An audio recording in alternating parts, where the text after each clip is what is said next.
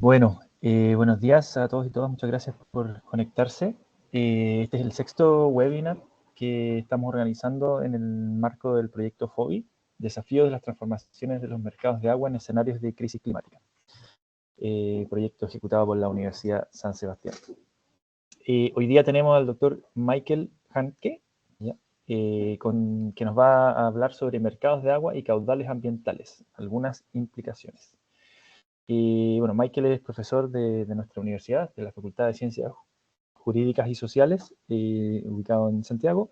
Es abogado de la Universidad Andrés Bello y doctor de la Universidad East Anglia, en el Reino Unido.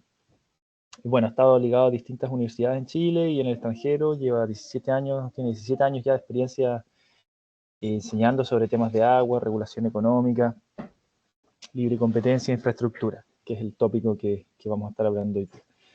Michael es asociado, honorario del Center for Water Law, Policy and Science de la Universidad de Dundee, en Escocia. También ha ejercido profesor de jornada completa y es director del programa de Derecho Transnacional de Aguas en ese mismo centro en Escocia. Ha trabajado para la Oficina de Asuntos Económicos de la CEPAL. Fue ministro titular entre el 2013 y 2019, ministro titular abogado del tercer tribunal ambiental aquí en la ciudad de Valdivia. Y bueno, a nivel internacional, consultor del Programa de Naciones Unidas para el Desarrollo, Conferencia de las Naciones Unidas sobre Comercio y Desarrollo y la CEPAL. Y quizás se nos queda algo por ahí, pero bueno, Michael no podrá decir. Eso, entonces está muy contento de tener a Michael que abra este sexto webinar. La dinámica va a ser que Michael va a hablar 30 minutos y vamos a después dejar un espacio para unos 10-15 minutos de preguntas y respuestas. ¿Ya? Entonces aquí hay un formato, tenemos un chat y tenemos un Q&A, entonces ustedes si quieren ya empezar a escribir las preguntas y después las iremos comentando hacia al final de la presentación. Y Michael, por favor, puedes compartir tu pantalla. Muchísimas gracias, Luis Ignacio. Buenos días a todas y todos. La verdad es que para mí es un placer y un honor poder compartir con ustedes esta presentación sobre un tema que he estado investigando hace un tiempo y del que ya he empezado a trabajar en una línea de investigación. Particularmente, ya hay un artículo producido para la Universidad de Chile, las últimas jornadas de Derecho de Agua de la Universidad de Chile, donde tuve la oportunidad de hacer una presentación respecto de este problema o esta visión de lo que está sucediendo en relación con el derecho de aguas nacional. Voy a compartir con ustedes mi presentación y aquí la tengo. Ok. Entonces hoy día yo voy a hablar sobre mercados de agua y particularmente sobre la interacción con un elemento, un componente ambiental que son los caudales ambientales. El Código de Agua fue reformado el año 2022, luego de más de 40 años de existencia. Se le introdujo una nueva perspectiva de gestión de las aguas y hoy día, luego de un par de años, fue hace 2 años la reforma, básicamente lo que estamos haciendo es preguntarnos las implicancias de esas modificaciones. ¿Ok? Lo vamos a ver hoy día. Hay profesores que lo que han planteado y profesoras que han planteado de que este es un cambio paradigmático. Eh, Hay otros profesores que son más escépticos y que lo que han planteado de que es un cambio cosmético. Pero hoy día yo voy a tratar de contarles cuáles son mis reflexiones respecto de lo que ha ido sucediendo en términos de la modificación del código y respecto de este punto que para algunas de ustedes les puede parecer relativamente oscuro, pero yo voy a tratar de aclararlo y mostrarles cuál es la relevancia de estos caudales ambientales. ¿Ok? Entonces vamos a partir. Este proyecto se enmarca, bueno, dentro de lo que ya decía, lo que ya se decía al principio, un proyecto FOBI sobre desafío en los mercados de derechos de agua en los escenarios de crisis climática. Financiado por la NID y organizado, bueno, por el Centro de Economía para el Desarrollo Sostenible de la Universidad de San Sebastián. En este caso, la presentación que voy a hacer hoy día dice relación básicamente con ¿Cuáles pueden ser estas implicancias de la incorporación del concepto de caudales ambientales en relación con los mercados de agua? Y, bueno, ¿cuál es su relación en términos de cambio climático?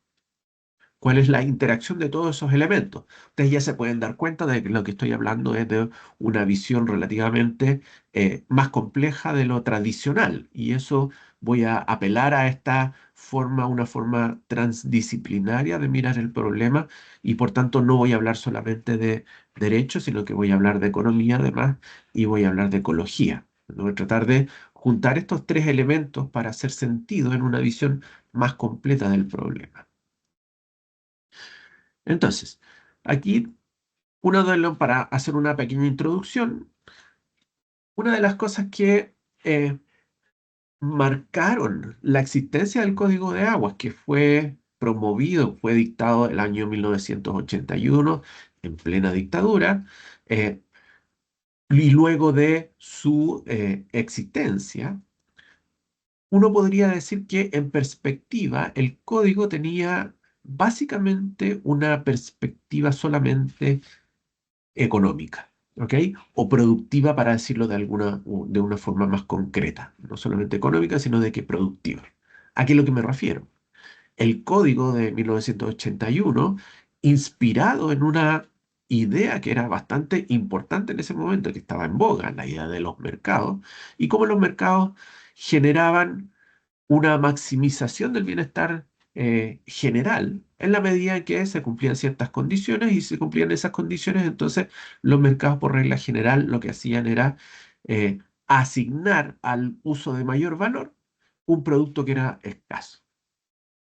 Entonces, si ustedes se pueden imaginar, el agua siempre ha sido escasa en Chile, en algunas partes del país, por cierto, y hoy día en más partes del país. Pero en ese momento el problema de la escasez, entonces se podía resolver a través de esta idea que efectivamente promovía y prometía la existencia de estos beneficios generales a partir de esta idea de que el mercado, esta mano invisible, era la que era capaz de asignar estos recursos a los mejores usos o a los usos más eficientes, o los usos que producían un mayor bienestar. ¿Ok? Entonces la idea resulta muy razonable y resultaba muy atractiva. Y esa fue la que fue incorporada en el Código de Agua, y de esa forma se creó una legislación que, para que ustedes sepan, alrededor del mundo es bastante distinta, y quizás es la forma paroxística de reconocer de que los mercados pueden funcionar o se pueden aplicar a el agua alrededor del mundo. Entonces, el caso de Chile es un caso bastante particular. Otros casos que son semejantes, pero no son iguales. Chile es quizás el caso más extremo hasta el año 2022, perdón, el caso más extremo de la introducción de esta idea del mercado dentro de el sector del agua. Entonces, le siguen más o menos Colorado en Estados Unidos, Texas en Estados Unidos y Australia en algunas partes donde hoy día tienen un sistema mixto. Los australianos no tenían un sistema como el nuestro, sino de que tenían un sistema tradicional, ripariano, como lo llamamos, y se movilizaron hacia la idea de los mercados, un poco aprendiendo de la lección de lo que había sucedido en Chile, en una versión relativamente mixta y algo distinta a lo que nosotros tenemos aquí en Chile. Entonces, el agua desde la perspectiva del código es vista como un bien, ¿ok? Es un bien del que se puede transar y un bien que se puede intercambiar dentro de un mercado dependiendo, dadas algunas condiciones para que se produzca este bienestar general, ¿ok? Ahora, hace bastantes décadas, hace varias décadas, hay o sea, se produjo una crítica respecto de lo que sucedía en el Código de Aguas en relación precisamente con cómo se estaba desempeñando este mercado, con bastantes críticas de distinto índole, de distintas críticas ideológicas, críticas técnicas, críticas sociales, etcétera. Había una serie de críticas al sistema que estaba reconocido en el Código de Aguas. Y se intentó modificar el código de aguas durante los años 90, una reforma que duró 10 años, una discusión que duró 10 años y que terminó el año 2005 con una reforma parcial del Código de Agua, donde se introdujeron una serie de correcciones como por ejemplo las patentes por no uso y otro concepto que para nosotros es importante, el caudal ecológico mínimo. Y el caudal ecológico mínimo implica que al momento de asignar un derecho a aprovechamiento de aguas por la parte de la Dirección General de Agua, esta institución debe hacer los cálculos suficientes para establecer cuál es la cantidad de agua, cuál es la cantidad de agua necesaria mínima para que se mantengan algunas provisiones, o se mantengan las condiciones ecológicas del caudal. ¿Ok? Entonces tenemos esa mirada. Se ha criticado un montón el caudal ecológico mínimo básicamente porque es una proyección porcentual, entonces un 20% del caudal se proyecta de que es una cantidad mínima, pero las críticas dicen relación con que no puede ser una medida única para todo el país, porque los ecosistemas van variando dependiendo de la zona y de las circunstancias, y por tanto, esta visión que nosotros tenemos relativamente mecanicista del agua se critica hoy día. ¿Ok? Pero bueno, se producen esa introducción, que es una introducción, una reforma bastante importante, y luego se plantea nuevamente, empiezan a aparecer estas críticas respecto de que el código de agua lo único que hace es preocuparse de la función productiva del agua. Habida consideración del cambio climático, de las cuestiones sociales, etcétera, empiezan a aparecer voces que plantean, oye, aquí lo que sucede es que el código de agua no puede tener una visión discreta de la realidad, sino de que una visión más compleja. ¿Por qué? Porque el agua no tiene una visión solamente económica o productiva, sino de que además tiene una componente social y tiene una componente ambiental. ¿Cómo nos hacemos cargo de que el código o al código se le incorporen estas modificaciones o estas visiones de modo de que sea una comprensión completa del fenómeno del agua en relación con la sociedad? Entonces tenemos esa discusión. Bueno, esa discusión se promueve en el Parlamento y se dicta una ley el año 2022 que modifica el Código de Agua. ¿Ok? Y esta modificación del Código de Agua es vista por algunos profesores y profesoras como lo que vamos a denominar la ambientalización del derecho de agua. ¿Ok? Un concepto que a mí no me gusta para nada, porque no es la ambientalización, no es que estemos ambientalizados. Fíjense ustedes, aquí le pedí a ChatGPT que me hiciera una imagen de esta visión divergente de la productividad de la visión ambiental. Entonces, da la impresión como que fuera un juego de suma cero, donde o es uno o es otro, pero no pueden ser los dos. ¿Ok? Entonces, o lo miramos desde una perspectiva productiva, el lado más café, o desde la perspectiva más ambiental, que es este lado más verde. ¿Ok? Fíjense ustedes que esas dos visiones son bastante excluyentes, porque la visión productiva no incluye la visión, no incluye la otra visión, y la visión ambiental no incluye la visión productiva. Entonces tenemos aquí una suerte de juego de suma cero donde uno gana y otro pierde. Entonces, esta idea de la ambientalización del derecho a agua básicamente viene a generar esta distorsión, esta idea de que habría una colonización del derecho de agua, de esta visión productiva por parte del derecho ambiental, cosa que yo creo no es así. ¿Por qué? Porque creo que es una generalización apresurada, ¿ah? Lo que los gringos denominan rush generalization, que a mi juicio se podría entender como esta imposición, esta creencia de que hay una imposición de una visión ambiental sobre la producción asociada al agua. Y yo creo, y si usted después le pedí, y yo creo, tengo una visión distinta.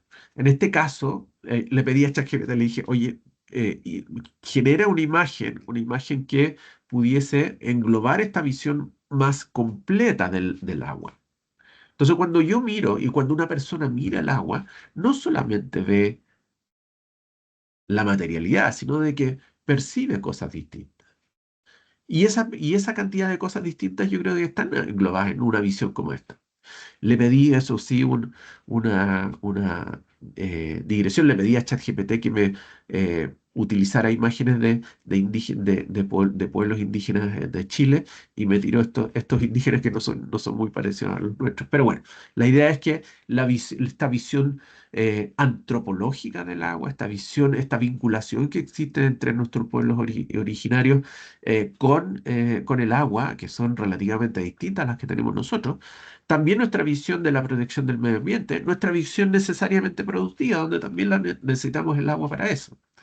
Pero también necesitamos el agua para moderar temperaturas, para gestionar climas, etcétera. Entonces, tenemos una serie de visiones asociadas al agua que esta imagen podría capturar, ¿ok?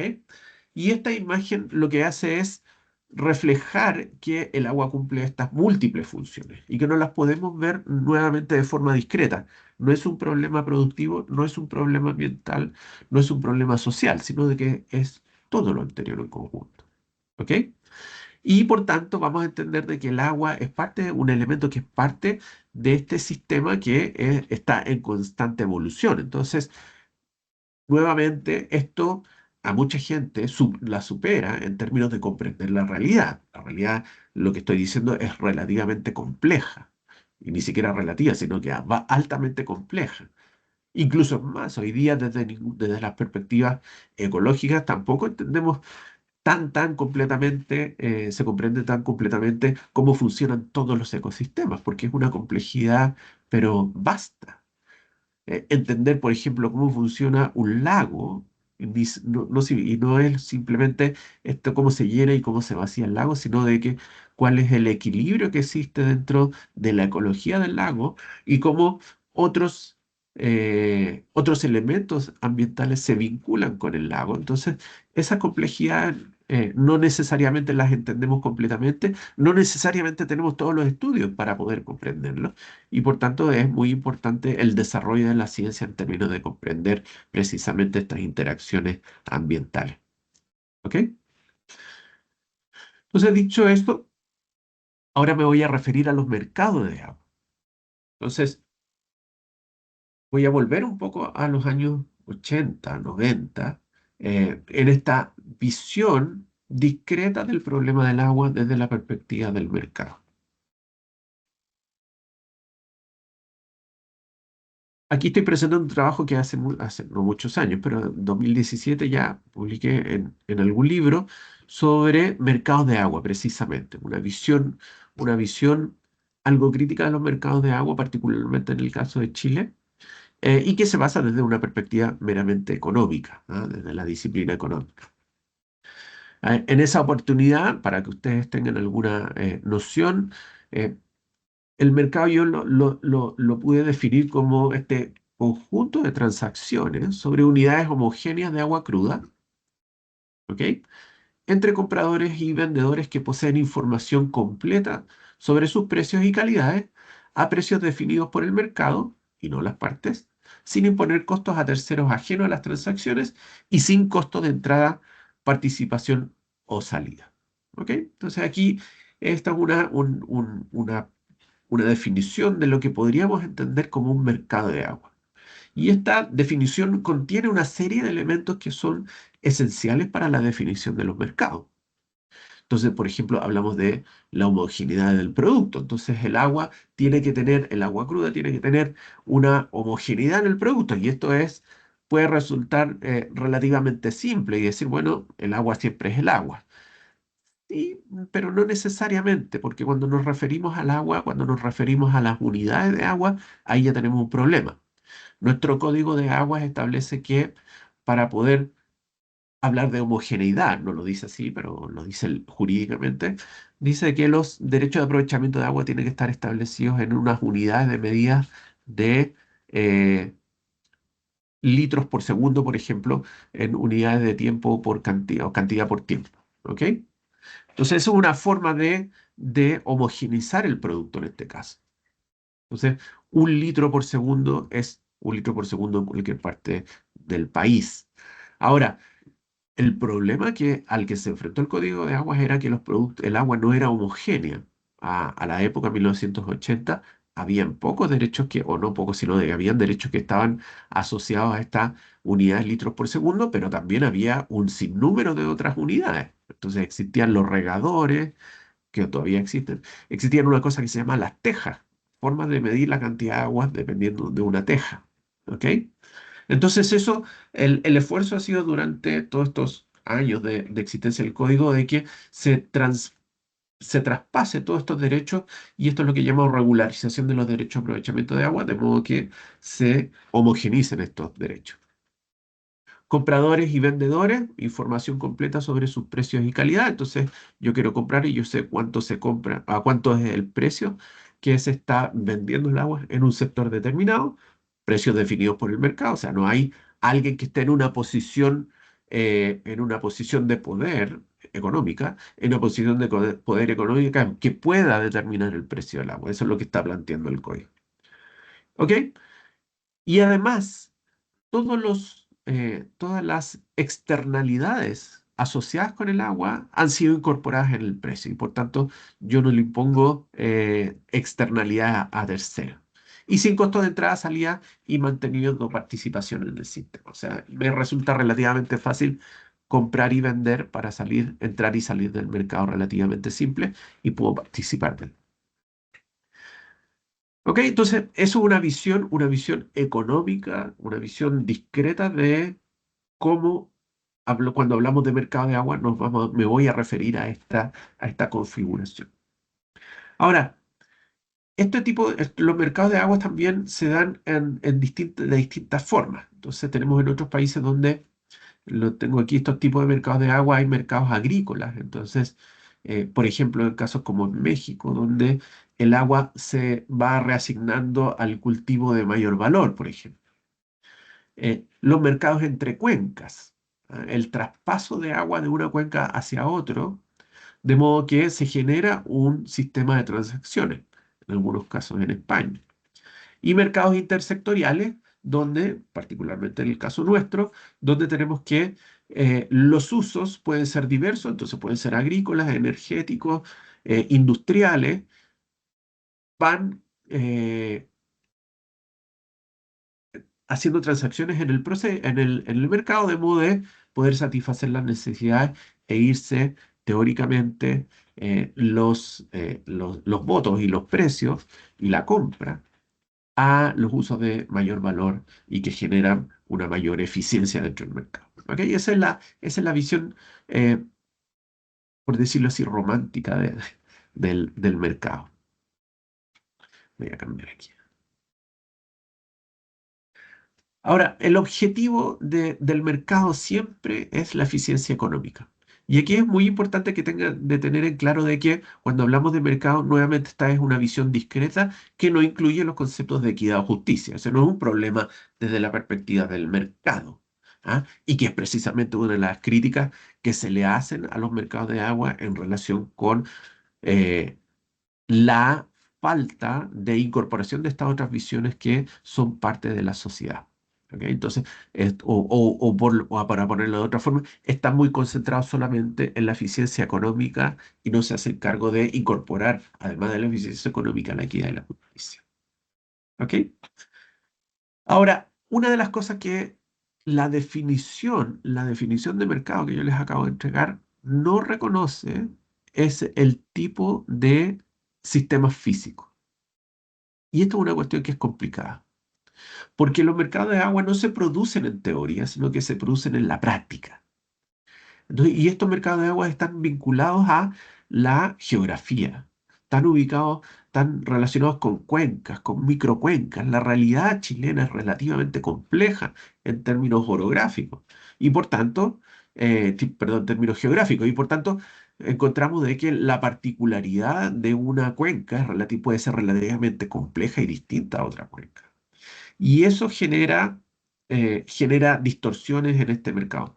Por tanto, las condiciones generales a las que yo he mencionado, usualmente vamos a encontrar que se ven ajustadas por el tipo de cuenca a la que estamos refiriendo. Agréguenle a eso de que si esa cuenca tiene dos actores o dos actoras o tres actoras, por ejemplo, implica de que tenemos un mercado que es concentrado, ¿vale? Y ese mercado concentrado, entonces, tiende a ser menos eficiente que un mercado donde hay competencia perfecta, ¿ok? Entonces, el análisis, luego desde la perspectiva de ya me voy, no me estoy saliendo del mercado, sino de que me estoy moviendo a la perspectiva de la competencia dentro del mercado, de que es una de las cuestiones que nos preocupa. Nosotros tenemos una Fiscalía Nacional Económica que está preocupada precisamente de que el derecho, o sea, los mercados funcionen sin distorsiones. Y en este caso, la geografía no nos permite eh, generar estas falta de estos costos de transacción que uno esperaría en los mercados. En este caso son altos los costos de transacción, particularmente por esta circunstancia. ¿Ok? Y por tanto, aquí lo que tenemos es que tenemos por definición uno de los problemas, particularmente en Chile, de la falla de los mercados de agua en relación con una serie de condiciones. No solamente con la homogeneidad, como mencionaba, pero también con la falta de información. Por ejemplo, si alguien quiere comprar un derecho a agua, ¿ustedes saben dónde comprarlo? Yo creo que la mayoría, o bueno, la mayoría conoce los temas, pero una mayoría de la población, nosotros podríamos, somos una mayoría de la población no tiene idea dónde comprar. No hay una bolsa de agua, no hay avisos económicos del agua.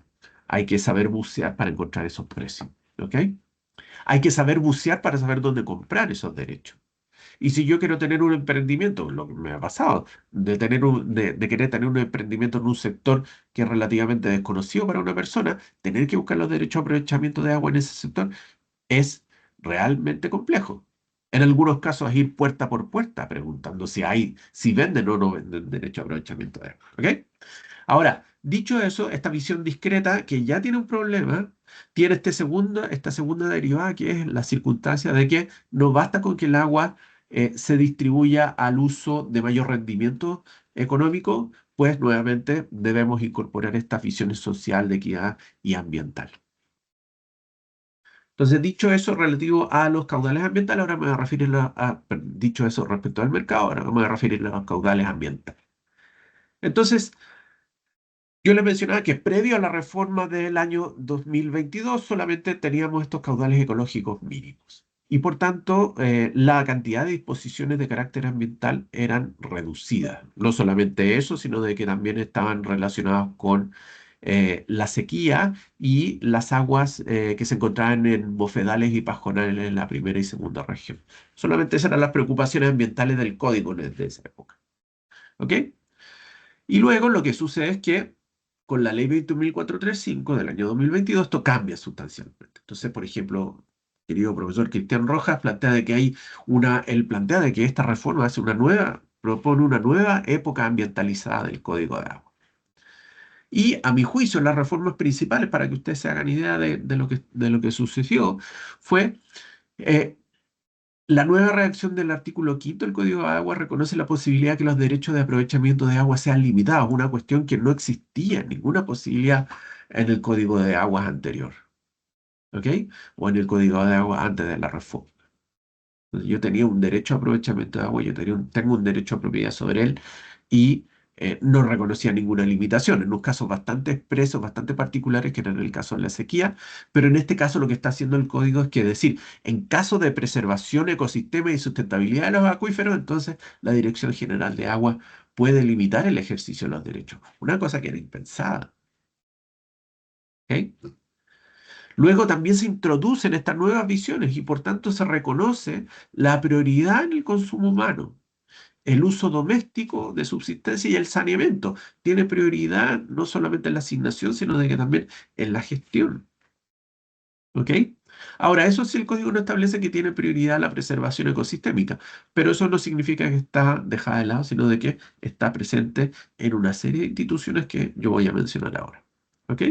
Entonces, la DGA tiene esta facultad para resguardar la función de preservación ecosistémica, reduciendo, limitando, suspendiendo el ejercicio de los derechos de aprovechamiento de agua cuando exista riesgo de afectación grave al acuífero, agua subterránea, o a la fuente superficial. Entonces, esto es una cuestión que es relativamente poderosa del cambio en la gestión de los mercados de agua.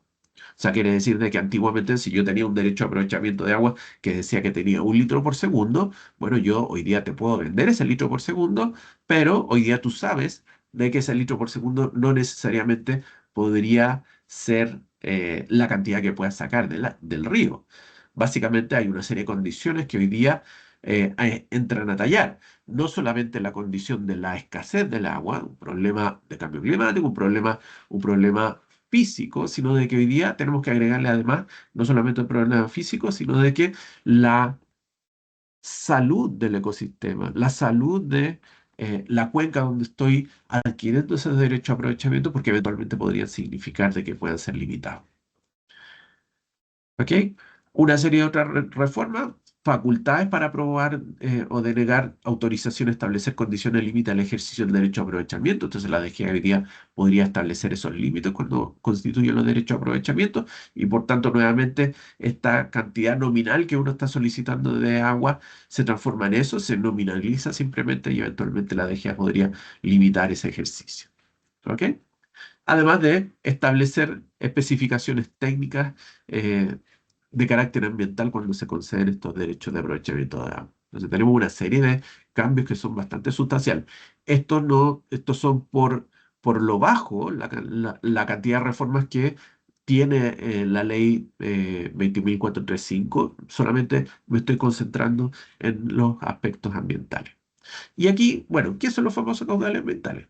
Una definición también propuesta en el último artículo que está para ser publicado, corresponden a aquellas cantidades de aguas superficiales y subterráneas que permiten las funciones de los ecosistemas hídricos, lo que a su vez habilita para que estos presten servicios de ecosistema. Y aquí es una visión ecosistémica del agua. Consecuencia, lo que estamos haciendo es que esta perspectiva ambiental reconoce que son los ecosistemas los que permiten el ciclo hidrológico. Este ciclo hidrológico donde el agua va, se precipita, es absorbida por la tierra, después se evapora y nuevamente el ciclo vuelve a reproducirse. Ese ciclo se reproduce dando en determinadas condiciones. Por tanto, si tenemos un lugar donde tenemos un bosque, por ejemplo, este bosque tiene la capacidad de absorber un 14% más de agua que un terreno baldío, por ejemplo. Entonces, el cambio en las condiciones naturales del ecosistema tiene efectos sobre la captura del agua, la velocidad del agua, el peligro que esa agua puede producir, el embancamiento de los ríos, la calidad del agua que se toma del río, etcétera. Tiene unos efectos que son fundamentales en el proceso de producción del agua, por decirlo de alguna forma. La captura de esta agua está muy o íntimamente vinculada con la naturaleza o con la salud del ecosistema. Y por tanto, es por eso que hoy día nos preocupa de que estos ecosistemas pueden seguir brindando los servicios que hoy día a los que estamos acostumbrados. Servicios productivos, claramente, servicios ecológicos, o sea, de que la naturaleza pueda seguir cumpliendo esta función de capturar el agua, pero también esa agua es bebida por la fauna, por ejemplo. ¿Ok? Esa misma naturaleza sirve de modelo de entretención, por ejemplo. Entonces, un balneario. Algunos de ustedes, si han estado en Valdivia, hay un balneario famoso en Valdivia de que dice relación con el río. En toda esa zona del río San Pedro, etcétera, hacia arriba, también el balneario de Cocule, en Río Bueno, por ejemplo. Encontramos un montón de servicios que están asociados con los ríos. ¿Ok? Y todos esos servicios, para que puedan ser prestados, naturalmente tienen que tener una condición de base y que dice relación con estos caudales ambientales. O lo que quiero decir de otra forma, sin estos caudales ambientales no tenemos servicio de ecosistema. O sea, no tenemos productividad, no tenemos un valor paisajístico, no tenemos un valor estético, no vamos a tener ninguna de esas condiciones. Y es por eso de que hoy día yo me estoy centrando en esta discusión sobre los caudales ambientales. Y el Código de Agua reconoce al menos 9 tipos de caudales ambientales como yo los tengo aquí mencionados. ¿Ok? O sea, 9 momentos en el código de aguas que este mismo reconoce de que deben ser protegidos. ¿Ok? El caudal ecológico mínimo, que ya lo habíamos mencionado, las aguas reservadas, para la preservación de ecosistemas, los glaciares. No se puede constituir derecho a aprovechamiento de agua. Ok, no se puede constituir derecho a aprovechamiento de agua, pero bueno, ¿qué hacemos con esos hielos? Me voy a referir un poco más. Aguas que Michael, fluyen. tenemos 5 minutos. Sí, voy ¿Ok? terminando. ¿Ok? Ya. Dale. Entonces, aquí tenemos todos estos manifestaciones de lo que deberían ser estos caudales ambientales. ¿Ok? Esto es una forma de ordenarlo simplemente. Estos caudales ambientales nos sirven para salvaguardar elementos de los caudales fundamentales, para proteger determinadas áreas, particularmente las áreas protegidas del Estado y privadas también, mecanismos de gestión innovadores, por ejemplo, los derechos in situ, y algunas consideraciones ambientales, particularmente en la evaluación de impacto ambiental. ¿Ok? Bueno, ¿cuáles son las implicancias? A mi juicio, la reforma del año 2022 introduce una serie de nuevas perspectivas, que ya las he mencionado, pero nuevas perspectivas que van más allá de lo que he mencionado. Lo primero, yo creo de que la reforma hace y la protección de estos caudales ecológicos hace que se consolide una gobernanza del agua diversa como la entendemos hasta hoy. ¿Por qué? Porque hoy día, hasta el año 2022, quien gestionaba el agua son las juntas de vigilancia o son los propietarios y propietarias de los derechos de aprovechamiento de agua. ¿Ok? Luego, con esta reforma, lo que está haciendo es que está excluyendo determinados volúmenes de agua para la protección ambiental. Y por tanto, hay una cantidad de aguas que hoy día no, y que en el futuro no va a estar disponible para los titulares de aprovechamiento de agua, y por tanto, uno podría decir de que en alguna medida ya no es el mismo modelo de gestión de las aguas, sino de que es un modelo mixto donde tenemos por una parte a la Junta de Vigilancia y por otro lado a el Estado o a la autoridad que esté a cargo, la autoridad que esté a cargo de la gestión de esos caudales ecológicos o caudales ambientales que he mencionado. ¿Ok? La preservación ecosistémica introduce una modificación, creo, al sistema de gestión de las aguas. ¿Ok? Luego, el sistema de gestión de las aguas se fragmenta entre quienes reparten las aguas para uso individual de quienes tienen por misión preservar los ecosistemas, que es precisamente lo que estoy mencionando. ¿Ok? Entonces, tenemos una fragmentación de los intervinientes en el mercado de aguas. Entonces, no es solamente hoy día la Junta de Vigilancia o la Dirección General de Aguas, sino de que debemos agregar además el Servicio de Biodiversidad y Áreas Protegidas, que también tiene algo que decir. También debemos incorporar la Ley Marco de Cambio Climático, que establece una serie de mecanismos de protección, donde también tiene influencia sobre las aguas. Y por tanto, hoy día tenemos esta fragmentación en la gestión de las aguas. Los derechos de aprovechamiento existentes ceden frente a la preservación ecosistémica y la sustentabilidad de los acuíferos, así lo establece el Código de Agua. Entonces tenemos una cosa que es bastante interesante, que es la función ecológica de la propiedad sobre los derechos de aprovechamiento de agua. Hoy día ya no tenemos los mismos derechos de aprovechamiento del año 2022 hacia atrás, sino que tenemos estos derechos donde se les ha incorporado esta función social. ¿Ok? Y esta función social, nuevamente, no es una cuestión ideológica, sino que es una cuestión natural, o sea, que dice relación con la protección de los ecosistemas. Y es, o preservamos los ecosistemas o no los preservamos y nos consumimos el agua y hacemos que los ecosistemas no funcionen y no provean más de agua. Por tanto, aquí hay un problema de necesariamente reconocer la naturaleza como la proveedora de los servicios ecosistémicos que están reflejados en los derechos de aprovechamiento de agua. ¿Ok?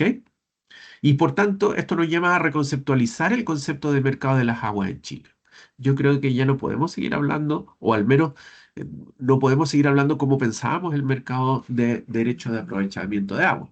Y por tanto, lo que ha sucedido es que en alguna medida el código ha internalizado en los derechos de aprovechamiento de agua estos costos, estos costos o estas externalidades que producía en los sistemas. ¿Cuál era la externalidad? Básicamente consumir todo el agua y hacer que se perdieran estos caudales ambientales, de modo que se perdía el río. Entonces, Ligua Petorca es el caso más extremo. Entonces, esa externalidad nunca fue incorporada por esos derechos de aprovechamiento de agua. Ahora los derechos de aprovechamiento de agua sí tienen incorporada esa externalidad y por tanto podríamos decir de que, una persona podría decir, oye, pero lo que se está haciendo es afectar las transacciones. No, no, lo que se está haciendo es que se le está incorporando los costos de transacción y por tanto podríamos decir de que se está tratando de generar condiciones suficientes para un mercado, para que sea un mercado óptimo. ¿Ok? Pero también y esto también es una cuestión relevante. La internalización de esos costos lo que hace es que mejora o podría mejorar la productividad, no la productividad, perdón, la cantidad de agua que los ecosistemas pueden capturar. Entonces, en una medida, bueno, decimos que los derechos de aprovechamiento se encuentran, son más complejos o tienen más cortapisa de lo que existía antiguamente, pero por el otro lado tenemos la satisfacción de proteger estos derechos de aprovechamiento y que esos derechos de aprovechamiento de agua estén garantizados en términos de las cantidades a las que están proveyendo por parte de los ecosistemas. ¿Ok? Entonces, con eso yo voy a poner término, me pasé 5 minutos, y dar las gracias a todos, a aquellos y aquellas que nos han acompañado y que nos acompañan hoy día, así que estaré feliz de responder algunas consultas y dudas. Muchas gracias. Muchas gracias, Michael. Eh, Bien, entonces este es el espacio ahora para preguntas. Hay algunos comentarios en el chat, no parecen ser preguntas, pero pueden escribir ya sea por el chat, por el Q&A o si quieren levantar la mano. Em, Antes de dar la palabra a las personas que levantan la mano, quizás tú también puedes leer el chat, pero yo te voy a decir, Matías Peredo escribió, dijo, bueno, muchas gracias por la presentación. A modo de comentario, Chile ha adoptado la definición de caudal ambiental según la Convención de Brisbane 2007. Esta definición está explícita en la guía para la determinación del caudal ambiental del SEA publicada en el año 2016. Y después agrega que para complementar la normativa que nos presenta Michael sobre caudales ambientales y ecológicos, también está la ley de humedales urbanos, en la cual se indica que todo humedal urbano debe tener un caudal ambiental asociado. No sé si quieres responderle a Matías o... Sí, no, no, no. Muchas gracias, Matías. De todas maneras, lo que pasa es que el tema es tan amplio de que empezar a meter tanta información. Pero lo interesante, Matías, es que Brisbane tiene dos momentos. Una que está incorporada, la que tú mencionas, pero hay una segunda del 2018 más adelante, donde hay una complementación de lo que existía hasta ese momento. Así que muchas gracias por hacer la observación. Pedro Bustamante escribió en el chat, el nuevo diseño de la gestión de las aguas con la modificación del código del año 2022 no solo establece una garantía de reservas de agua para el medio ambiente, antes de eso está la prevalencia de agua para la suficiencia, el consumo humano y el saneamiento como derecho humano que debe garantizar el Estado. Que eso lo mencionaste, creo, ¿no? Sí, lo mencioné. Simplemente.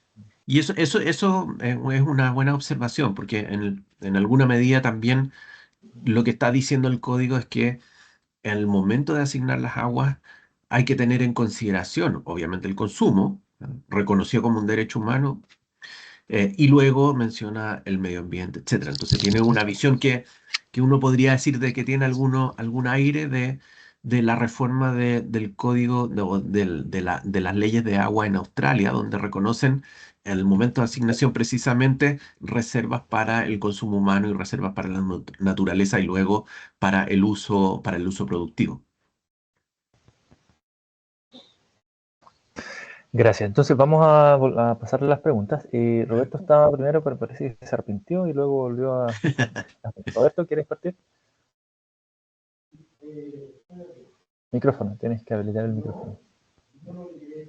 No, no estás con el micrófono habilitado.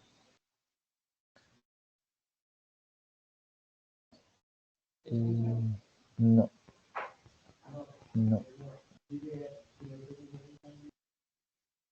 Pucha, Ya, Roberto, avancemos, avancemos con Ignacio.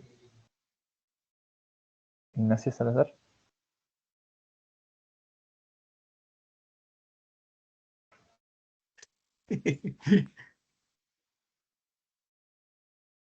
Ay, no le No me permite. permite.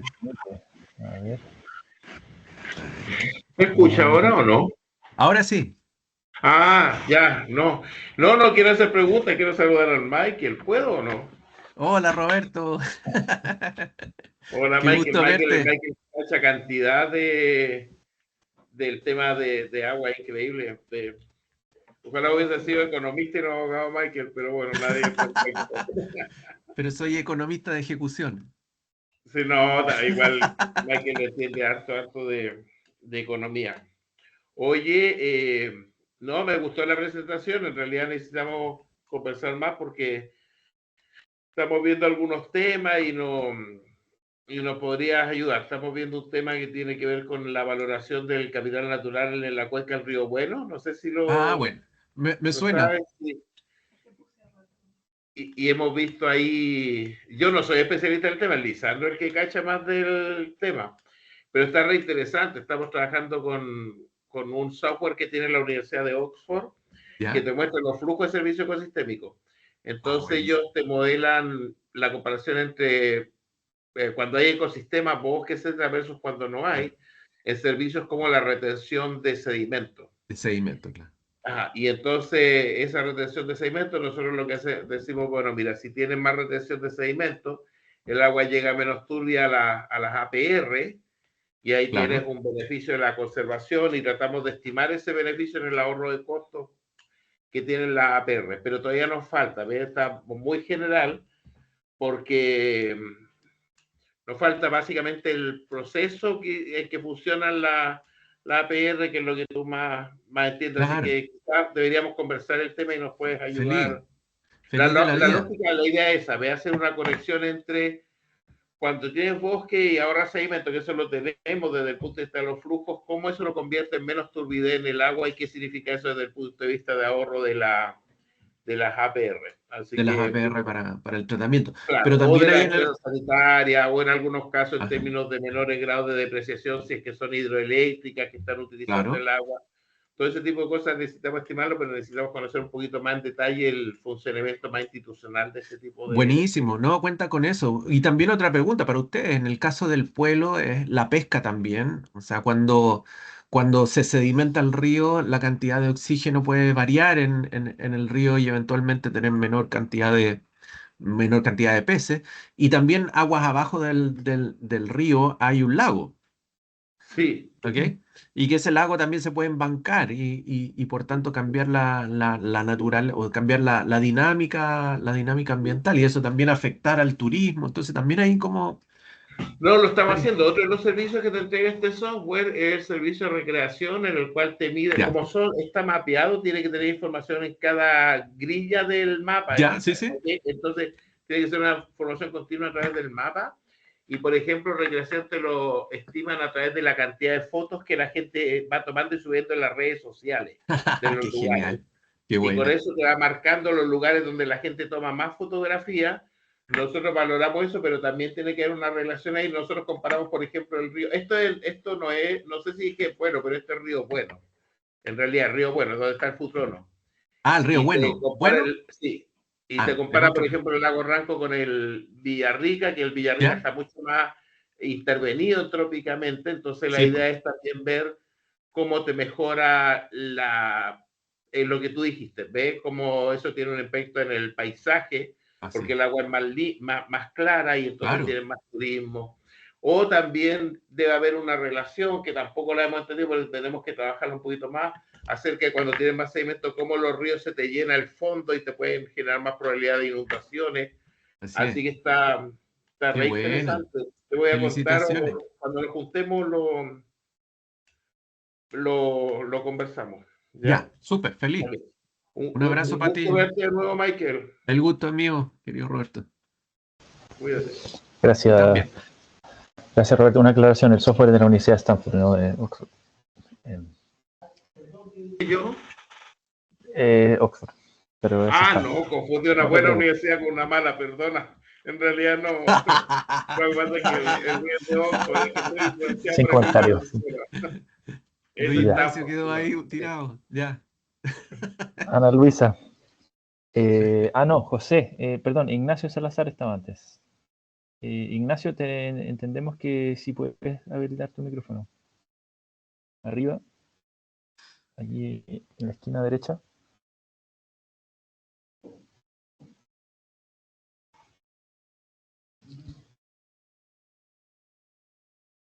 Bueno, mientras esperamos si Ignacio logra habilitar el micrófono, Ana, creo que Ana Luisa estaba.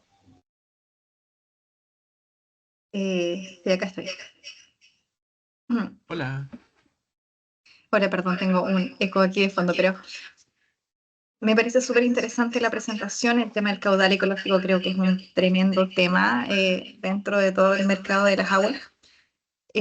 Bueno, mi tesis de magíster tuvo relación también con el mercado de las aguas y claro, creo que esta parte queda un poco invisibilizada cuando uno ve transacciones, sobre todo que tienen mucho que ver con empresas, que el perfeccionamiento es difícil.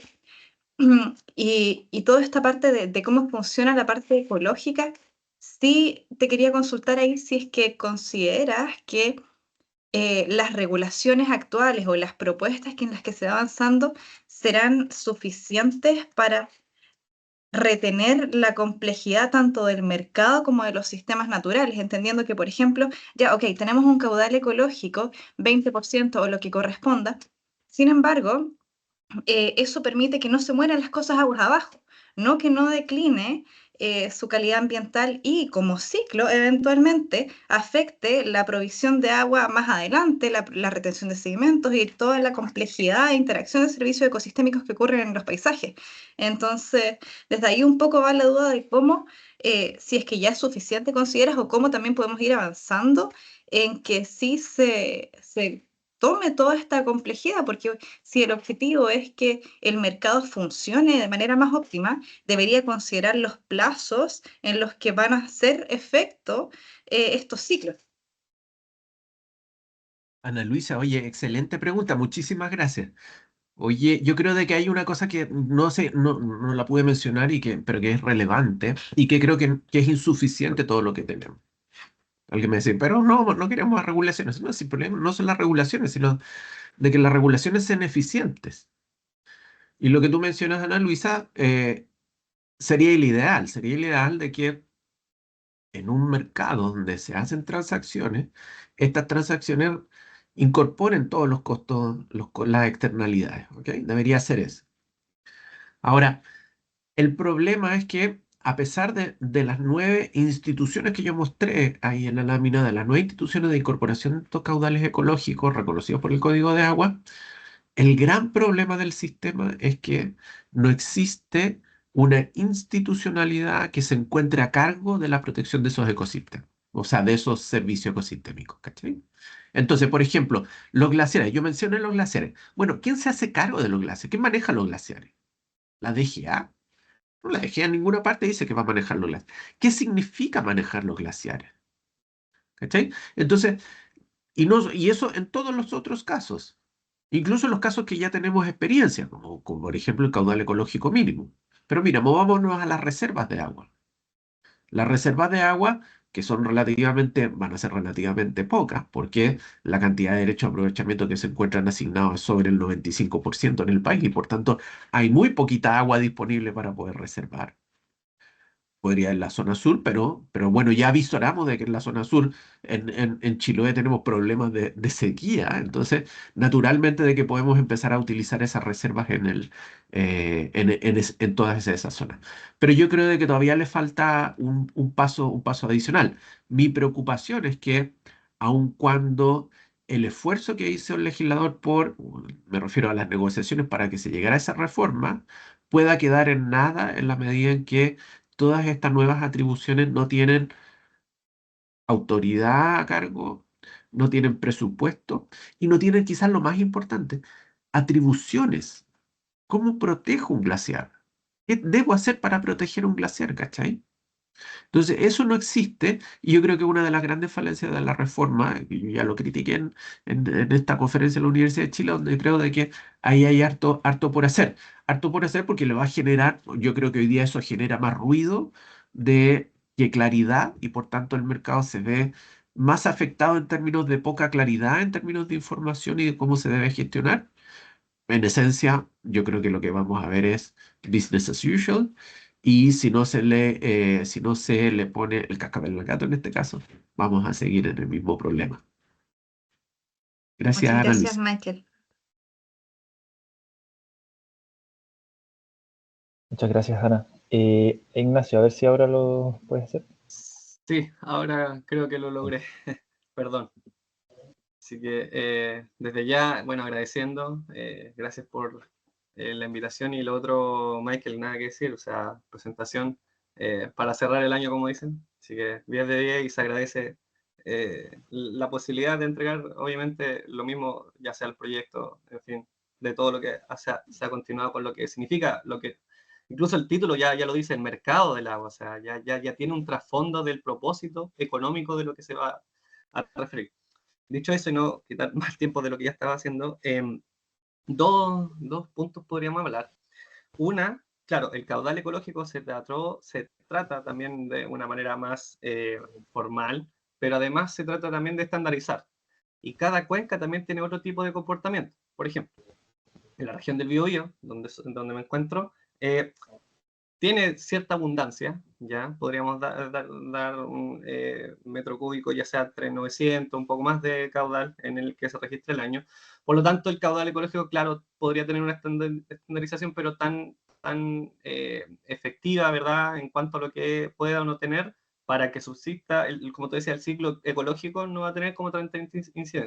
A diferencia, por ejemplo, de otros lugares que tienen, digamos, déficit, ¿ya? Y crisis, en el caso de la cuenca de la Concagua, que por secciones ya tiene otro tipo de caudal y que ya, ¿qué efecto tiene ya o tratar de tener un caudal mínimo si los canalistas claramente tienen otro tipo de, de fragmentación y que en el caso no han podido tener, digamos, una forma de seguridad hídrica que también se está trabajando con la Agenda 2030.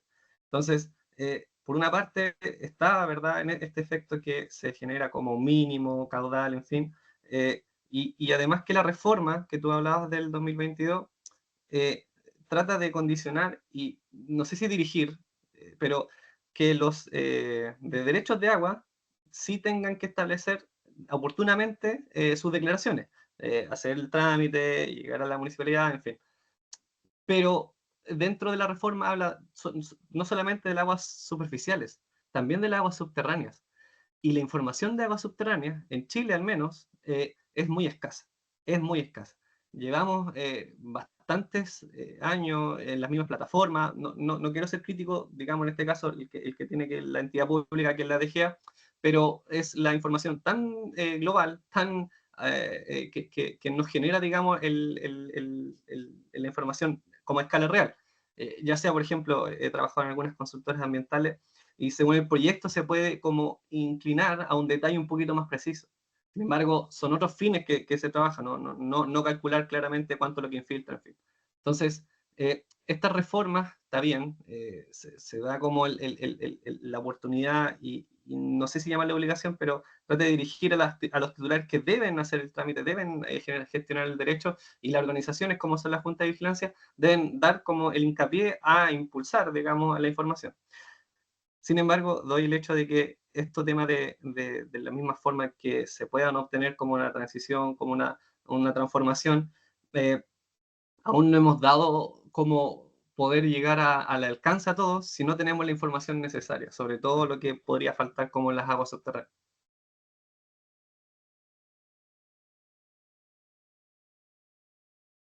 Ignacio, muchas gracias. Bueno, es un comentario, la verdad que no es una pregunta. Sí. Yo comparto lo que tú planteas de esta necesaria diferencia de los lugares geográficos, ¿no? O algunos hablarían de territorios, pero yo hablo de lugares geográficos.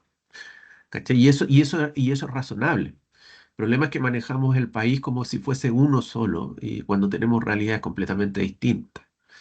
Eh, Hay muchos profesores y profesoras que han planteado la necesidad de tener gestión de cuencas, precisamente para hacerse cargo de esos problemas.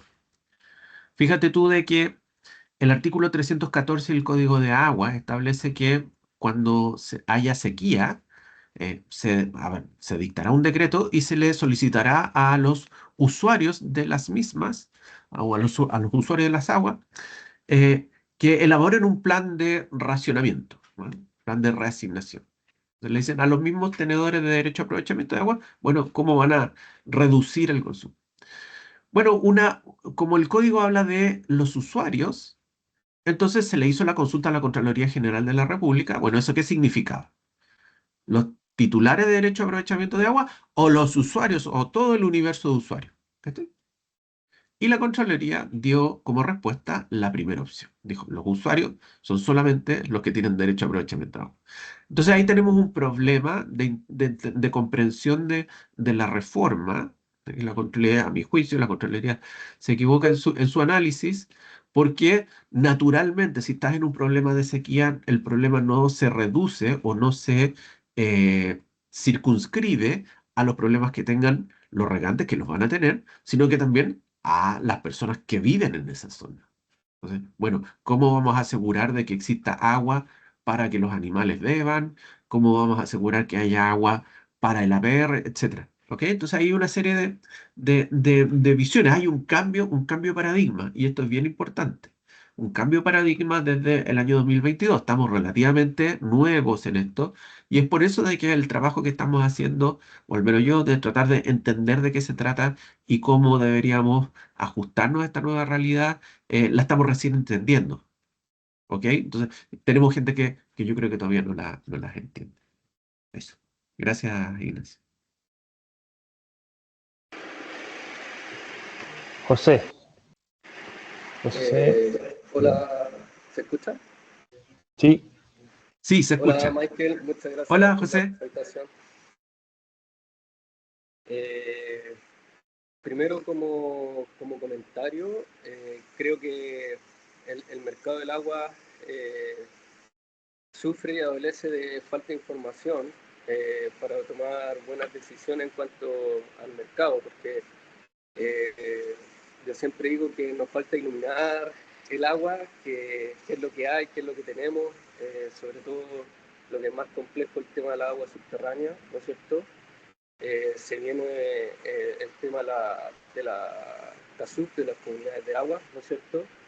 Y para gestionarlo necesitamos información, tanto el usuario, ¿no es cierto?, como el tenedor de los derechos de agua subterránea, como el ente, ¿no es cierto?, que regula o fiscaliza, como la Dirección General de Agua.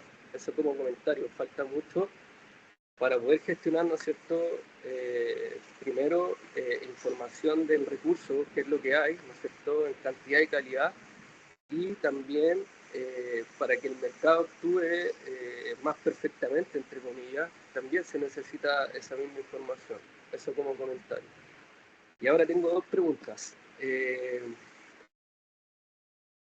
Y creo que la entendí que la fuiste contestando en tus comentarios, pero yo tengo una duda respecto, por ejemplo, a derechos de agua, ¿no es cierto?, ya adquirido, ¿no es cierto?, un derecho de agua que está totalmente en regla, inscrito en el conservador de bienes raíces, en el catastro público de agua y perfeccionado, por ejemplo, hablemos de 100 litros por segundo. Ese titular, si lo transa en el mercado, ¿no es cierto?, y lo adquiere otro titular, esa se debe de renovar, obviamente en la inscripción en el conservador de bienes raíces y después en el catastro público de agua de este nuevo titular. Ahí en ese intertanto la DGA no tiene opción por este derecho de agua previo a esta reforma de asignarle un caudal ecológico, ¿cierto? No, no. La DGA no tiene esa facultad. Se hace la compraventa y después se hace la inscripción, y en eso la DGA no interviene.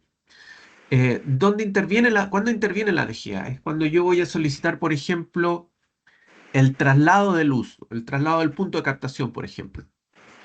ahí en la DGA me tiene que autorizar el traslado y en ese momento la DGA me puede imponer algunas condiciones o me lo puede prohibir.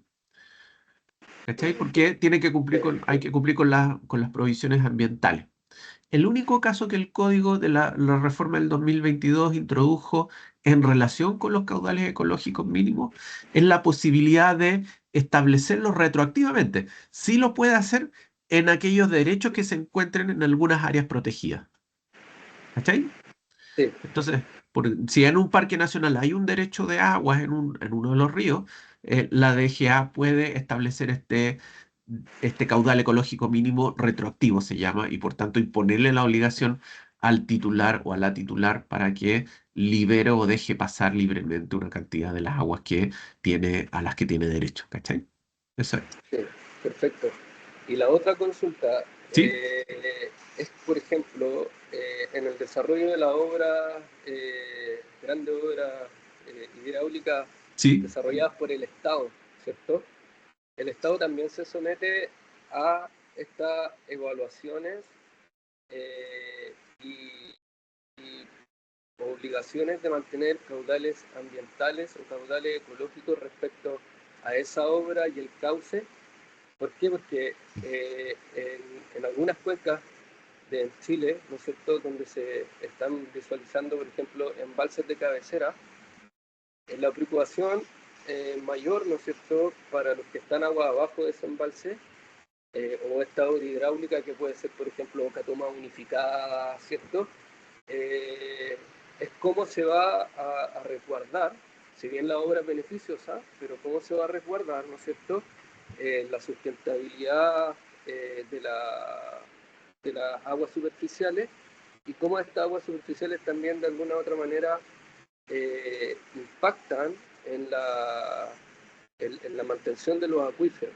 Entonces, si bien está la necesidad de generar embalses, está esa preocupación de cómo estos embalses pueden afectar este normal desarrollo Sí. y sustentabilidad del agua abajo. José, súper buena pregunta.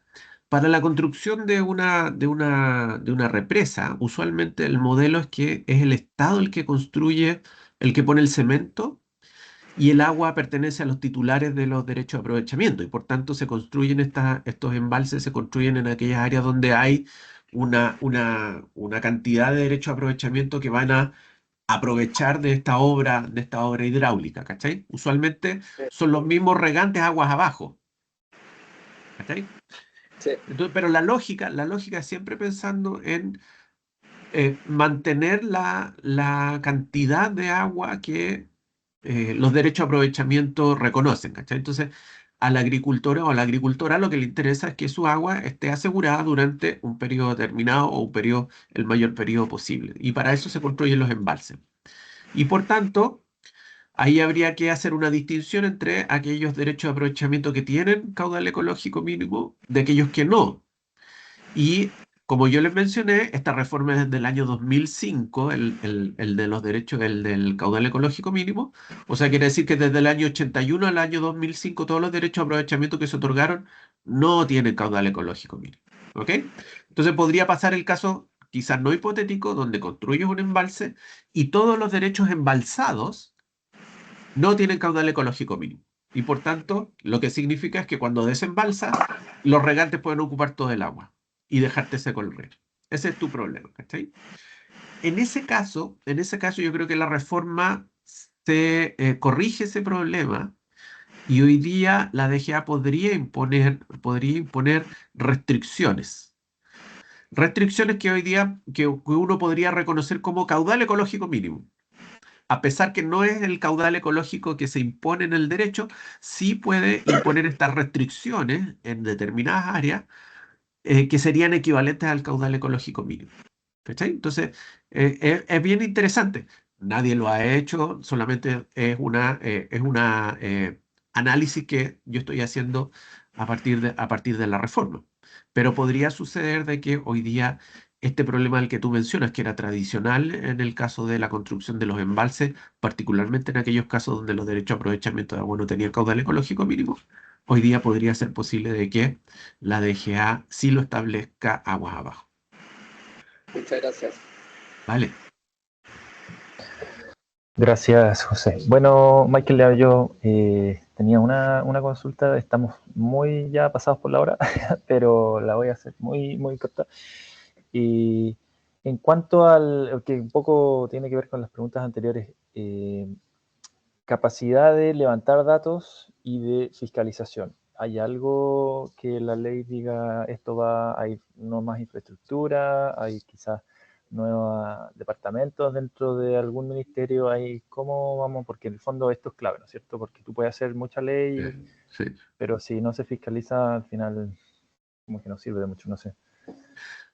Bueno, efectivamente la ley no dice nada al respecto. Usualmente la estrategia legislativa es que impone nuevas obligaciones, la dirección de presupuesto, así como tú se anticipa y dice, bueno, ¿esto qué significa? Necesitamos nueva información, necesitáis un centro de datos, necesitáis cuántos funcionarios. Usualmente esa es la discusión que tú tienes antes de enviar el proyecto.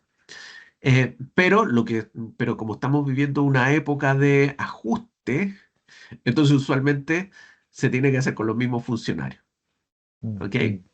Entonces ese crecimiento es inorgánico, no dice relación con satisfacer esas necesidades.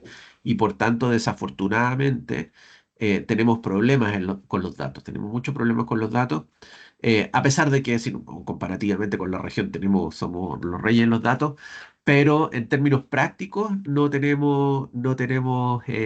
gracias Francisco, no tenemos esa capacidad de producir esos datos. Y alguien lo mencionaba, por ejemplo, el desconocimiento que tenemos sobre las aguas subterráneas es también bien importante. ¿Por qué? Porque los estudios de los acuíferos son estudios costosos. Estudios costosos que obviamente el Estado usualmente tiene que irrogar, pero la cantidad de dinero siempre es limitada. No hay un trabajo ni de universidad, ni trabajo, ni tampoco filantropía en términos de las empresas, en términos de poner plata para entender qué es lo que está sucediendo con precisamente las fuentes de agua. Entonces ahí tenemos un tema que podría venir dado por este lado de la filantropía. Pero si nos vamos a quedar con el modelo usual, estos datos van a ser difíciles de conseguir. Pero hay en otras industrias o sectores o dimensiones ¿cierto?, de la sociedad donde se utiliza mucho el autorreporte, ¿no es cierto? Que en el fondo el Sí, mismo usuario entrega información, sí, lo que ha está bien medido o no, sucedido, pero pero eso ¿sabes lo no que es un pasa? camino. Que eso se hace en la evaluación de impacto ambiental. El SEA le pide a los titulares de los proyectos que hagan estudios, por ejemplo, de hidrogeológicos, ¿ya? Entonces, en el fondo le está pidiendo de que la línea de base que están entregando sobre la cantidad de las aguas subterráneas la realice el titular del proyecto. Pero hay toda una discusión respecto de que de esa manera lo que se hace es que se le carga el costo al proyecto y por tanto hoy día, por ejemplo, un estudio de evaluación de impacto ambiental cuesta, no sé, $150.000 en ser realizado, ¿cachai? Entonces, por otro lado, claro, nos quejamos que no hay datos, pero nadie quiere pagar nada. Ese es el modelo chileno. Pero deben haber alternativas como low cost, así yo poner un sensor de alguna forma y eso, y tú reportas, vas y mides primero de cada mes cuánto hay en el acuífero, no sé, o cuánto se Sí, está pero por sacando, un ejemplo, medidor, o sea, no sé. no, si, Tiene que si haber ese no es, tecnología, ¿no? lo Ignacio, si ese no es el problema es hacer el hoyo. Mm. Eso es muy caro. Es hacer la perforación.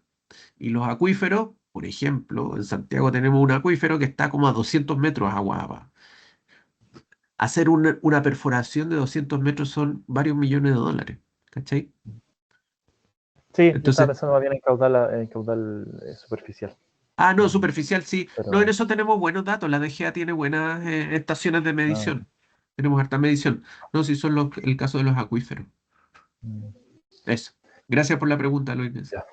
Bueno, no, gracias a ti, Michael. Bueno, gracias a nuestros asistentes y también a las personas que nos aportaron con la conversación. Michael, bueno, muchas gracias, muy interesante Encantado. y vamos a seguir en conversaciones porque De tenemos todas harto que maneras. hacer ahí en común. Así que Bueno, nos veremos entonces en un siguiente webinar del proyecto FOBI, que será anunciado por Lisandro en algún momento. Eso. Muchas gracias, Luis Bien. Ignacio. Gracias a todos y Muchas todas por gracias. acompañarnos. Saludos. Muchas gracias.